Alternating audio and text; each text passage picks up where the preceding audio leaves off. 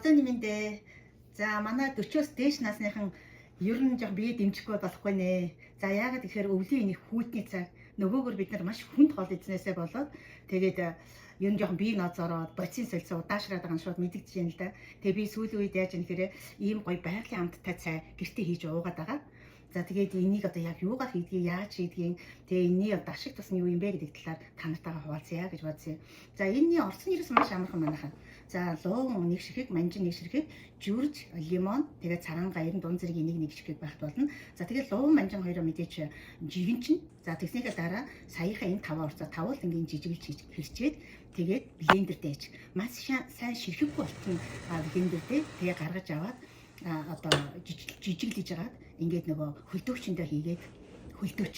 За тэрнийхээ дараа л ерөөсөө өдөр нэг аяа гадар буцаасаа халуун уулсан хийгээд уугаад хангалттай. За ингэж уухаараа биднэрт ямар ашиг тустай юм бэ гэхээр мэдээж хамгийн нэгдүгürt одоо антиоксидант өндөртэй бүтээгдэхүүн байгалийн бүтээгдэхүүнүүд орж байгаа учраас тархлагын маань сайн дэмжиж өгч байна. За хоёрдож бол бидний энэ элгийг цэвэрлэж энэ хотгот гидсний үйл ажиллагааг дэмжиж өгч байна.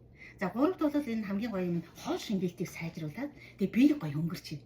За ийм учраас би бүр энийг өдөрт нэгийг тогтмол ингээ уугаад байгаа.